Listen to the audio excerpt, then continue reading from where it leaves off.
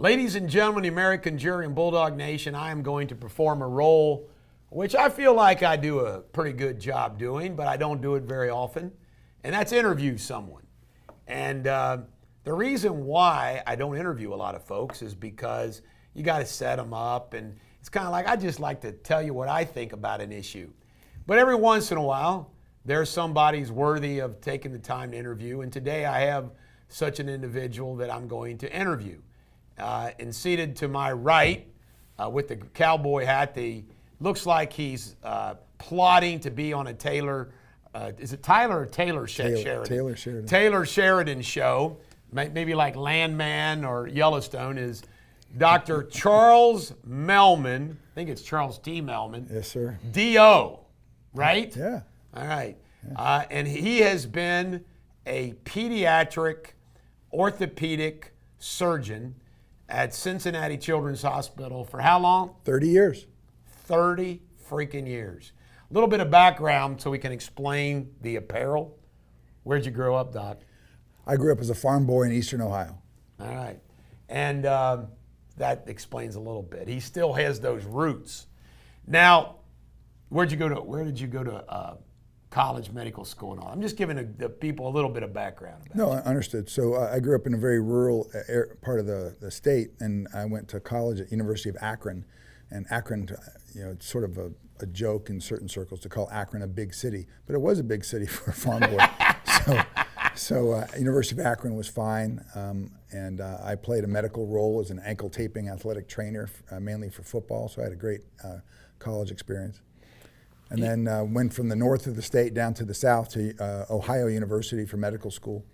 And that's of all my alma maters, that's my most important alma mater. Ohio University gave me my career. You know, Ohio University is famous for two things, or three things. Dr. Charles Mehlman. Yeah. It was a big party school about a decade ago. I think Playboy rated it like one of the top party schools. And number three, big communications. Yeah, journalism, communications. Journalism. Yep. Which isn't a career I thank God you didn't go into that career, Doc. Now, the reason why I'm interviewing Charles Mehlman is past and recent events that have occurred. And I'm going to let him tell the story. And I'd like to, Doc, I'd kind of like to go to the beginning of the story, which is, if we could go all the way back to 2006, 2007, yeah. And your first encounter with the one and only Otik Mohammed Abubakar Durrani. The true start for us was when he came to us as a fellow to train as a pediatric orthopedic fellow. Even before then? Yeah, even before he went into practice. And then he did some additional training, and then he was one of these folks that started as a foreign medical grad, and then he did what he had to do to repeat. He repeated his orthopedic residency. He became a University of Cincinnati orthopedic surgery resident. And then he did some additional fellowship training like many such doctors do.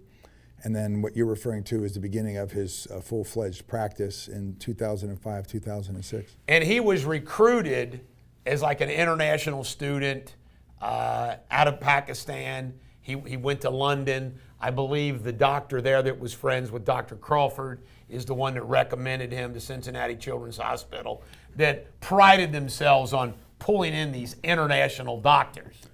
Well, he had connections and he had people to offer an introduction, and he showed up with strong recommendations and got himself a training spot. Come 2006, how long were you there then at that time? Like how? Oh, I was a fellow there in 95, 96. I'd already been there 10 years. Okay, so you'd already been there 10 years. What caused you at about 2006, around that time, to start saying to yourself, what's up with this guy? And tell us a little bit about what you started doing and saying. Well, at that point in time, there was just a series of surgeries that we had never seen before, some we had never heard of before, both in the very nature of the individual surgeries and also in the number of certain surgeries. There were certain surgeries that were very rare. Even my senior partner had done 4 times in a career. These things were being done 4 times a day at the Children's Hospital. It was a stunning, dramatic change in practice. And if I remember correctly, you even had fellows and interns coming to you and questioning some of these procedures based upon radiology and films. And you had like this weekly session where you'd review cases. Yes. And even you had interns question it, and you started questioning, right? No, it was obvious to anybody with eyesight and ethics that things were different and way out of line from what they had been. There are certain standards for any number of professions, and those standards were suddenly wildly altered, to say the least. The reason why we started from the beginning is there's going to be a lot of people, and I've interviewed you before and we've talked about this, and we've got a lot of new things to cover, but a lot of people are going to watch this for the first time. So I hate to have to cover some of the old ground, but I want to give context. Now, when I started filing lawsuits against Dr. Durrani in Cincinnati Children's Hospital, and it was pre-2010, and it really hit the fan in 2013. He gets arrested. Yeah. And I start looking through documents Cincinnati Children's produces, and I see your name in these emails, and I see your name popping up. By the way, no email of you criticizing him, just your name. So I start asking for your deposition, and your deposition they never produce it. And finally, we took your deposition, and it was it's all on video. It's one of the most, I'll be candid with you, of all the depositions in my legal career, and I've been doing this since I was 21, 41 years, it's the most amazing deposition I have ever been involved with. Wow. And at that deposition, we didn't know what you were going to say. And the tape, just to set the stage, it's in a lawyer's office. The lawyer represented him at the time. And there was about 30 or 40 lawyers representing all the hospitals around the tri-state, except St. Elizabeth, all the ones in Cincinnati, all around the table, 2 or 3 lawyers, plus MedPro's lawyer, Durrani. Alan Statman was taking deposition. I was sitting next to Alan. And what came out of this deposition, you came right out of the gate about the warnings and what they told you. But I wanted to hear from you. What did you reveal in that deposition as you recall? No, you make me smile because I was stunned by the process. I was stunned by the number of people that you described around that big table. And it is amongst the easiest thing for me ever to do. It wasn't like taking my medical boards. It wasn't like hard stuff. I was asked questions and I would answer truthfully based on firsthand experience, et cetera. And I was truly amazed at the frequency that people were bothered and objected to me answering truthfully. I remember the couple times they paused and they had to make a telephone contact with Judge Barrett, as I recall, to get a ruling. Can he answer this question? And the response, as I recall, always was, yeah, he can answer this question. Well, some of the things that you said that day was that Cincinnati Children's Hospital didn't warn the public about him, that they let him leave and they didn't warn the patients, with him, that you spoke up. One of the most poignant stories in this long odyssey of a story is that after during this session where you would review things, you were actually told by Eric Wall, the head of your department, to shut up. That's true. To stop criticizing Durrani. Yeah, I spoke up. I spoke up early and often in those days, especially within the context of the conference, where we had young case management conference. Right? We had trainees in this conference, which was we called it the pre-op and post-op conference, and so such cases are being presented. And there's orthopedic residents, the next generation of orthopedic surgeons, and also pediatric orthopedic fellows who are a notch away from doing the job that I was doing, and there have to be certain standards for a profession. And one of the other hats that I wear figuratively was a board reviewer, a board examiner. both creating written tests as well as examining young surgeons in the operating room and watching them work. And that meant reviewing at times a big body of their work. Up to 100 cases of their surgeries and patients would be reviewed. And I told the youngsters, I said, if these cases that are being presented right now, if those were in your board collection period, you would fail because that is outside the standards of the profession. You know, just so I want everybody to know this because I think this is one of the most remarkable facts about you is your credibility. In the 30 years that you worked at Cincinnati Children's Hospital, were you ever sued for medical negligence? No, sir, I have not.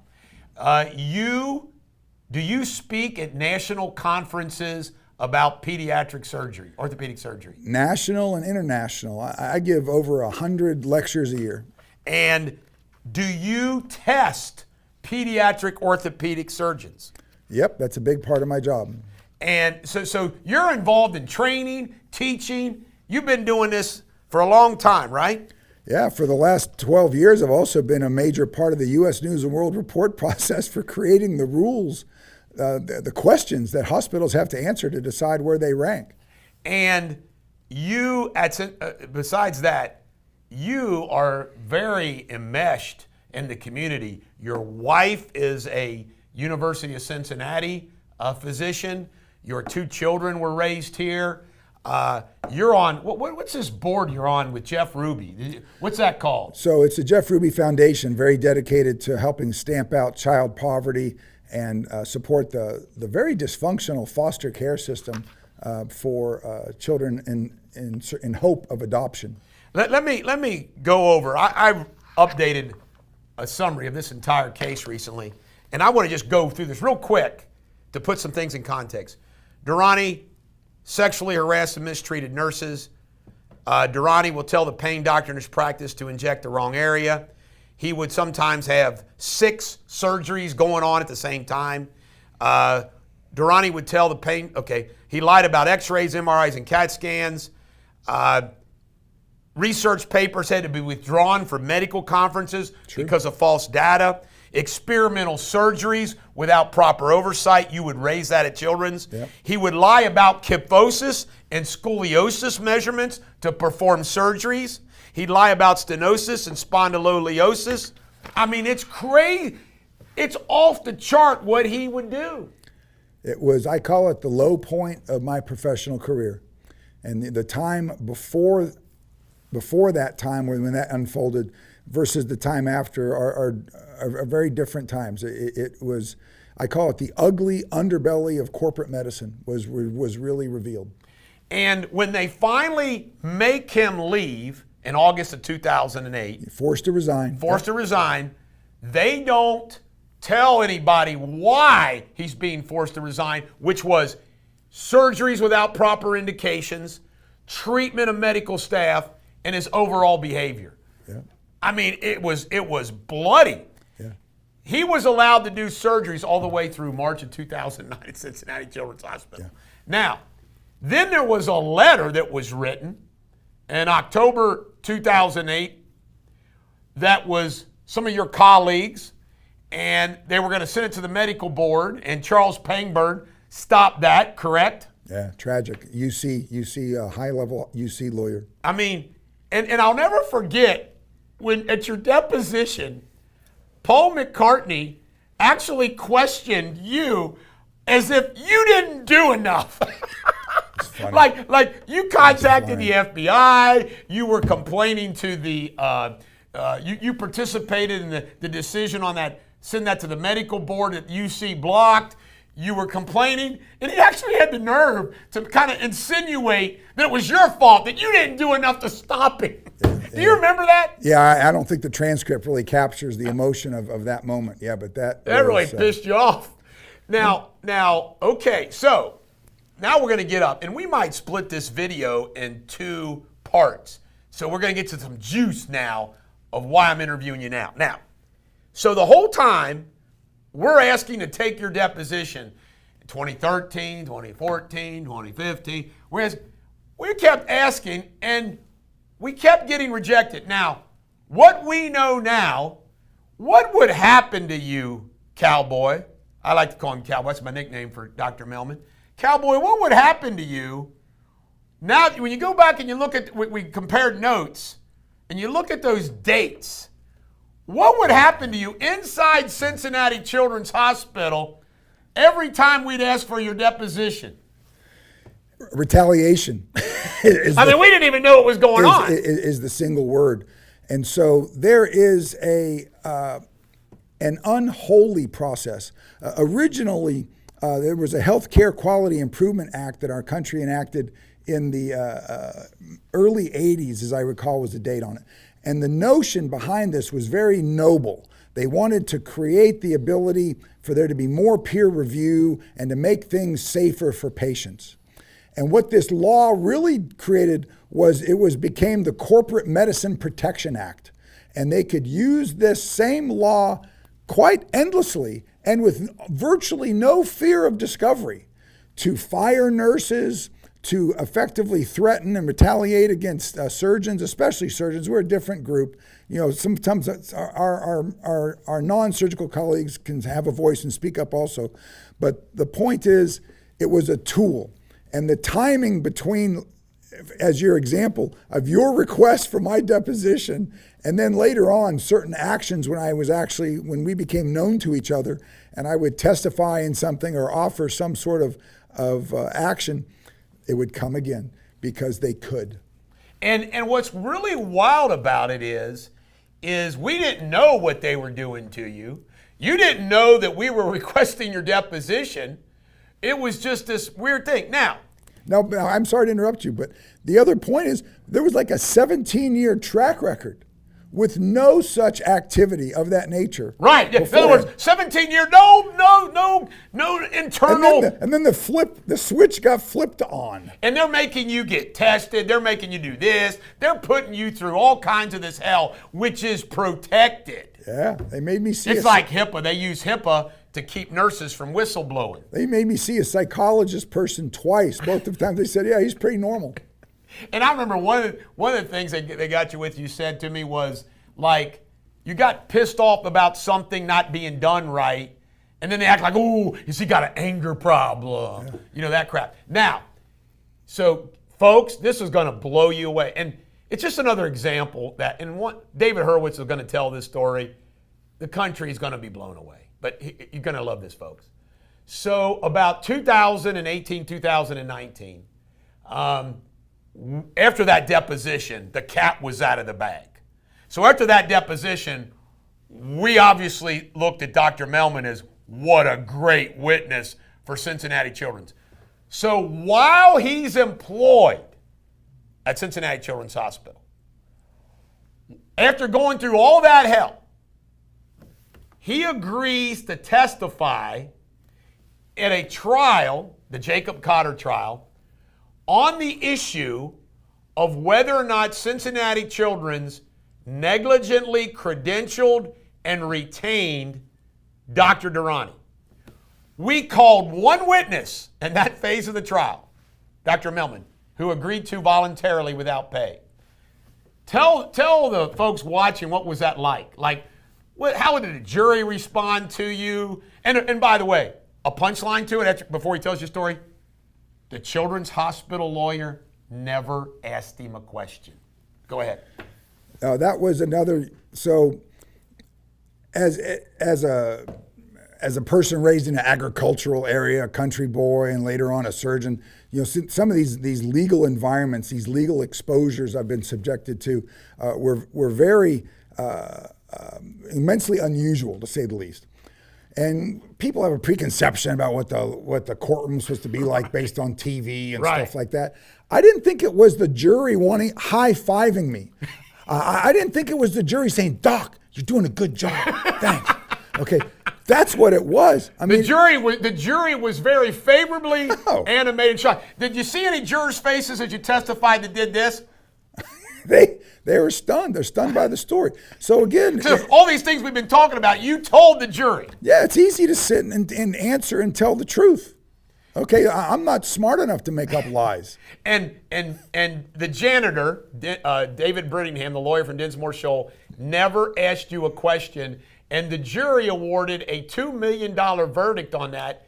And to this day, it is the only verdict in the history of Ohio against a hospital for negligent retention and retaining and credentialing a doctor. And after that verdict, they settled. We can't talk about how much money it was, but they settled. Go ahead. Can I talk about it? Absolutely. Okay, I thought it was like 50 million. Now you said janitor. Does your viewing audience know why you would call this person the janitor? Well, no, I didn't tell them. David Brittingham is a lawyer at Dinsmore Shoal. We got more to talk about him in a minute.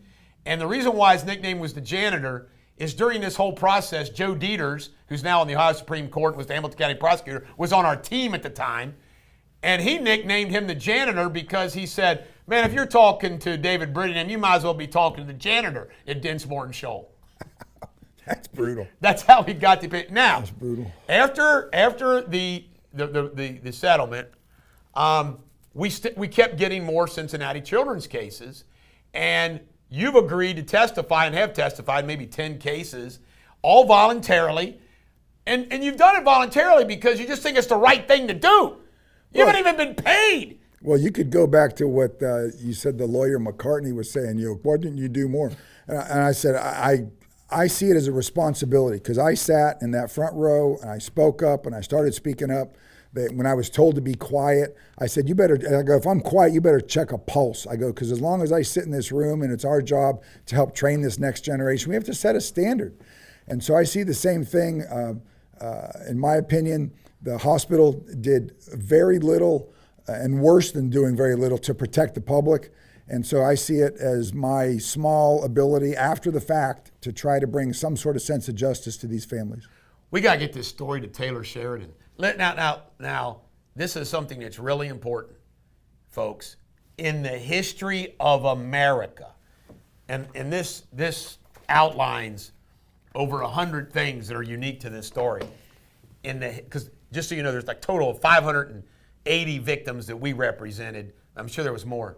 In the history of American law, there's probably never been a doctor employed at a hospital testifying against that hospital in medical malpractice cases. So here goes. So this past year, we have 21 more new cases against Cincinnati Children's that came in after the last settlement. And this gentleman reviewed them for merit. Says, unbelievable. I always enjoyed his comments. So he's reviewed them, and he's going to be our expert on these 21 cases. So Cincinnati Children's announces to us that there's no longer any money, that the insurance policy that followed Durrani out the door is exhausted, and out of the goodness of their heart, would you take maybe $1 million to settle these 21 cases? And I said, no. Yeah, you definitely said no. I said no. So I start working in my legal consultant capacity with Drake Law, Alan Statman, and you.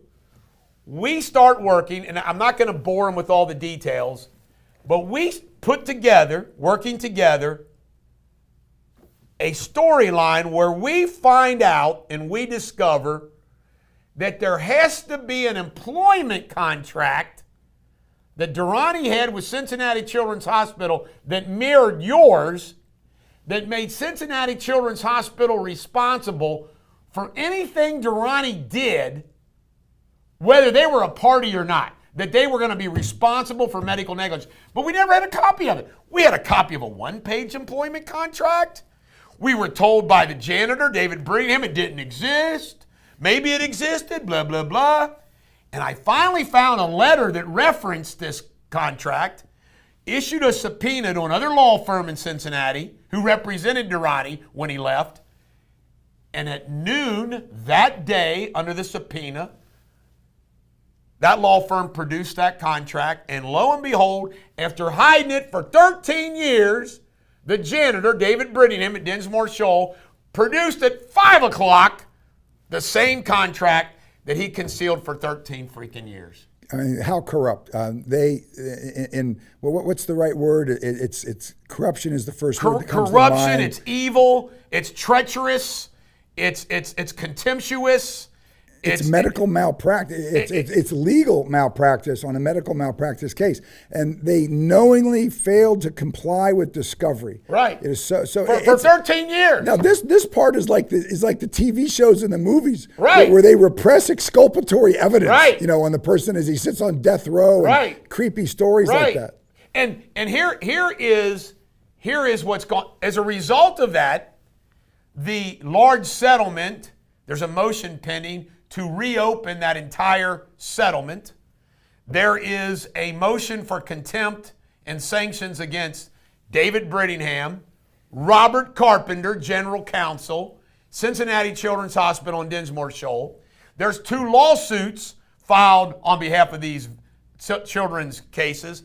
One for the ones that settled, one's for the current ones, against David Brittingham, Dinsmore Shoal, Cincinnati Children's. And by the way, if you don't think Dinsmore Shoal doesn't have a history of this, in the early 2000s, they got nailed for $12 million over some fraud against their own client that they conducted. Wow. I mean, it's just evil. It's just evil as can be. So, shortly after the aftermath of this disclosure, after all these years of them picking on him, they didn't even tell him to stop testifying. Nobody told him to say, we don't want you testifying against us. Nobody says a word. But after this employment contract comes out, and you played a part in that, what happened to you, Doc, after 30 years of service to this hospital? They're the top hospital in the country, pediatric surgery. You're training docs. You've never been sued. After 30 years, what finally happened? They said you're fired. So you got the heave-ho, yeah. and it was what, without cause, right? Yeah, they found the clause in my contract that said, for no particular cause, you are being let go. And you had to work for 6 more months. You got another month to do under that contract, correct? Yes, that was the other stipulation. Now, you have filed with the assistance of Robert Croskery. My awesome lawyer. Awesome lawyer. Robert Croskery. Folks, I just want to tell you, if you've got an employment issue in the Cincinnati, Northern Kentucky area, he's got a license in Florida, Tennessee too. Robert Croskery and his wonderful wife, Melinda Nicely, has filed a lawsuit in Hamilton County on behalf of Dr. Mehlman against Cincinnati Children's Hospital, outlining some of these things, and it is just absolutely amazing. It's all in here, and they finally fired you. And Doc, have you ever been fired before? Nope. I mean, this is, it's got to be. You know what this is an example, Doc? It's an example of a price you pay for doing the right thing sometimes. This comes back to the ugly underbelly of corporate medicine. Patients and families think that their doctors and their nurses can stick up for them. No, they can't. They are muzzled. They are controlled. They are told what they can and can't say. As you're well aware, there's other litigation emanating from the same children's hospital now, and the gag order goes out, okay, for what people are not allowed to say. This is wrongful discharge, breach of contract, defamation, tortious interference with a prospective advantage, and you know we don't need to get into that. I mean, but you have had a great job at this hospital, and now you are faced. How many more years do you want to practice? I want to work another decade. Good, and thank God. I mean, that's a good thing to do. But Doc, this story is just unbelievable, and you're a big part of the story of what you're a hero. You're one of the heroes of the story. And, you know, you bring up corporate health care. That is a common theme. You and I talk about it all the time. Folks, we now live in an era of corporate health care. Hospitals bought, control all physician practices. Same with medical centers, not. All those doctors are owned. TriHealth, UC, Mercy, Children's, They're owned by the hospitals who continue to add people to the corporate suite. How do you make money? How do you make money? And I want to close with a story. And we're always going to forget about something, but I want to close with a story to make the point.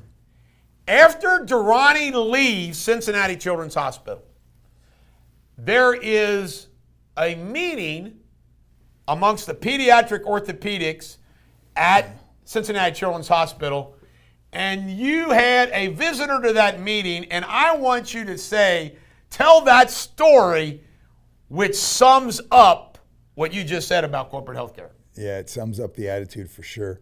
And so we know from sworn testimony from the surgeon in chief that the Butcher of Pakistan was the number one moneymaker within the Department of Surgery. Number 2 in the whole state of Ohio. And now, after he was forced to resign, never reported to the medical board, never sanctioned in any sort of fashion. It was a couple months later, maybe a full quarter, and at our administrative meeting of partners, the business director for surgery, whose name was Peter Clayton, said, geez, for some reason he chose me. He said, Chuck, what's happened to your surgical revenue? It's down. And I said, Peter, we're only doing indicated surgery. We're only doing things that are necessary now. Okay? And that's what was said right to his face. Yeah. And so that was ugly. You know, it is, the other thing about is how they depend so much on the taxpayer dollars. I mean, we have socialized medicine now. It's all no hospital can make it without Medicare, Medicaid, and the other government subsidies that are there. By the way, we got to kick them one more time. As I'm sitting here talking to you, I'm going to share with you all I know about. There are 2 lawsuits against Children's and their law firms. There is a motion for contempt. There's a motion to undo the settlement. Dr. Mehlman's lawsuit against them. There are 300 cases against Dr. Howard Saul, a geneticist who took inappropriate photographs of naked, genetic challenged children for no purposes. He's been charged with having 250,000 of child porn. Cincinnati Children's Hospital is another Durrani black mark on them that they let happen in their hospital.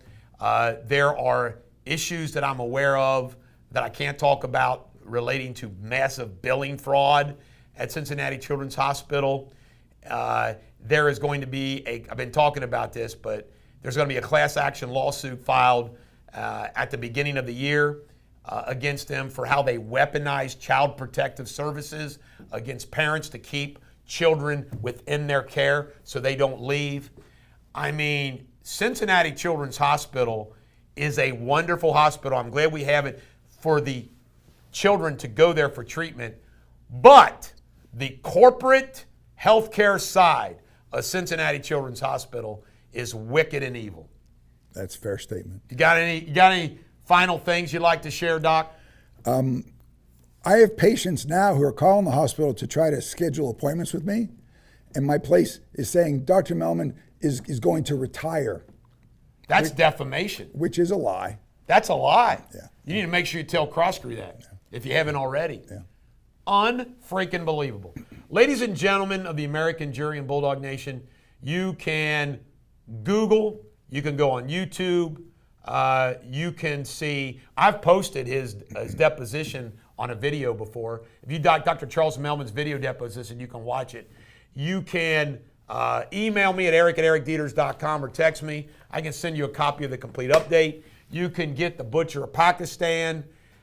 Folks, this story, you can watch it, you can listen to it, you can read it. This story is in the hands of the guy, David Hurwitz, who started Fear Factor and doing game shows, and he's talking to some other folks, and I'm very optimistic that we're going to get something with this story on the little screen and the big screen in the coming year or two.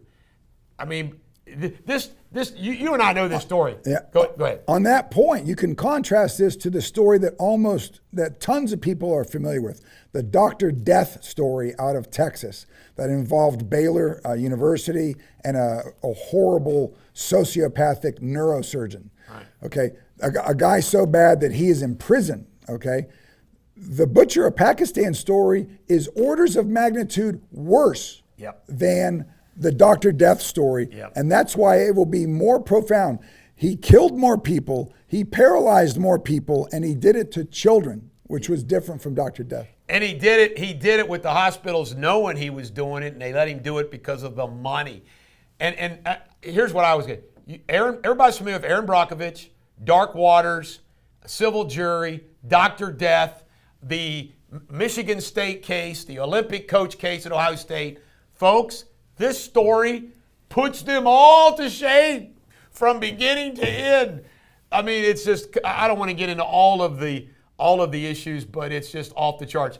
Cowboy, thanks for coming in. Yes, sir. We're both hungry. We're going to go eat. Sabrina will finish this off. Thank you all.